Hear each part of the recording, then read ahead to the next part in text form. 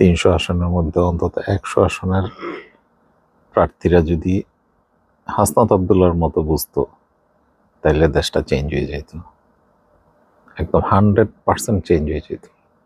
শোনেন কি বলে। আসছিল 2024 সালের জুলাইতে, তারা কিন্তু আমি এমপি হবে এই আমাকে এমপি বানাইতে রাস্তায় নেমে আসে নাই, কাউকে প্রধানমন্ত্রী বানাইতে রাস্তায় নেমে আসে নাই, কাউকে লন্ডন থেকে ভারত থেকে এনে বিভিন্ন পদ পদবিতে বসাইতে রাস্তায় নেমে আসে নাই, ডক্টর মোহাম্মদ ইউনূসকে এখানে ইন্টারিম গভর্নমেন্টের প্রধান বানাইতে রাস্তায় নেমে আসে নাই। তারা জাস্ট এই রাষ্ট্র কাঠামোর একদম খলনলচে পাল্টাইতে রাস্তায় নেমে আসছে, সিম্পল। কিন্তু আজকে নির্বাচনের পরে আমরা এইটা পুরো সিস্টেমের বিরুদ্ধে একটা অবস্থান দিলাম।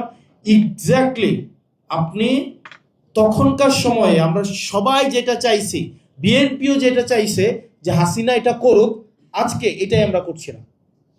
আমরা একটা হিউম্যান রাইটস কমিশন বানাইতেছি এখন, এটা হচ্ছে মন্ত্রণালয়ের অধীনে থাকবে। অর্থাৎ আমাদের গ্রামের ভাষায় একটা কথা বলে, আমরা বিড়ালকে দিচ্ছি মাছের নিরাপত্তার দায়িত্ব, মানে শুটকির পাহারা দিচ্ছে বিড়ালকে।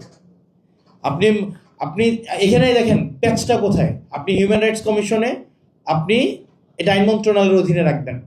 আমাদের এটা জুলাই ফাইটার্সদের একটা ইন্ডেমনিটি দেওয়া হয়েছে না, একটা তো এটা বিল আনছে, ইন্ডেমনিটি দেওয়া হয়েছে।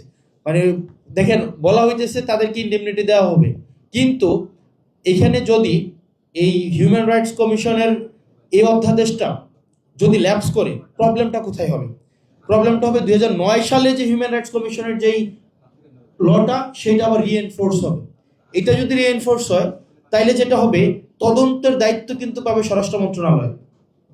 তাইলে পুলিশ হত্যার যে বয়ানটা কিছুদিন পর পর মাঠে নিয়ে আসে, তখন দেখা যাবে কি এটার দায়িত্ব কে পাবে? পুলিশ পাবে। এখন পুলিশ হত্যার হচ্ছে তদন্ত করার দায়িত্বটা পাবে। আপনি দেখেন এই যে বিচার বিভাগ, আমি পলিটিক্যাল মানুষ, আমি পলিটিক্যাল ভাষায় কথা বলবো, আমি হচ্ছে তাত্ত্বিক জায়গা থেকে আমি এখানে টিচ করতে আসি নাই। ধরেন একদম সিম্পল বিষয়, একটা জাজ পোস্টিং প্রমোশন আপনি দিয়ে রাখলেন হচ্ছে মন্ত্রণালয়ের অধীনে, একজন রাজনীতিবিদদের অধীনে। জাজমেন্ট পছন্দ হয় নাই, তাকে বান্দরবান পাঠাই দাও। জাজমেন্ট পছন্দ হয় নাই, তাকে খাগড়াছড়ি পাঠাই দাও। জাজমেন্ট পছন্দ হয় নাই, তাকে পটুয়াখালী, বিভিন্ন জায়গায়। এই যে স্থানান্তরের এই দায়িত্বটা যখন একজন রাজনীতিবিদদের কাছে থাকে, তখন জাজমেন্ট যারা দেয়, যে জাজরা, এই ভয়টা কিন্তু একটা ক্যাটালিস্ট হিসেবে কাজ করে। আজকে এইটাকেও নিয়ন্ত্রণ করার ধরনের হচ্ছে মেকানিজম তৈরি করা হয়েছে। এখন সমস্যা হয়েছে, আমরা ক্ষমতায় থাকলে, ক্ষমতায় আসলে আমরা যেই কালাকানুন, বিএনপির 31 দফার মধ্যে আছে কি সংস্কার পরিষদ গঠন করা হবে। গতকাল বলা হইতেছে যে সংবিধান সংশোধন হয়, সংবিধান রহিত হয়, বাতিল হয়, কিন্তু সংবিধান সংস্কার হয় না। সংবিধান তখনই সংস্কার হয় যখন বিরোধী দলে থাকা যায়, অথবা যখন হচ্ছে রাস্তার মধ্যে নামা যায় না, যখন হচ্ছে বিদেশে পালাই থাকতে হয়, তখন অবশ্য সংবিধান সংস্কার করা যায়।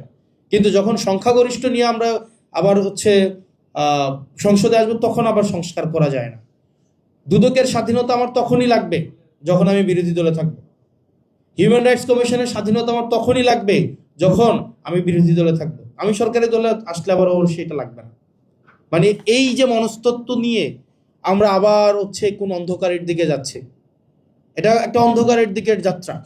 এবং আমার হচ্ছে আমি যেটা আমার ইনফার করি যেটা, সেটা হচ্ছে যে এই সিদ্ধান্তটা এটা ইজ কামিং ফ্রম সামহার এলস, যেটা আমরা আসলে এটা নৈপথ্য থেকে, এটা আমাদেরকে আসলে এখন আমাদেরকে ভাবতে হবে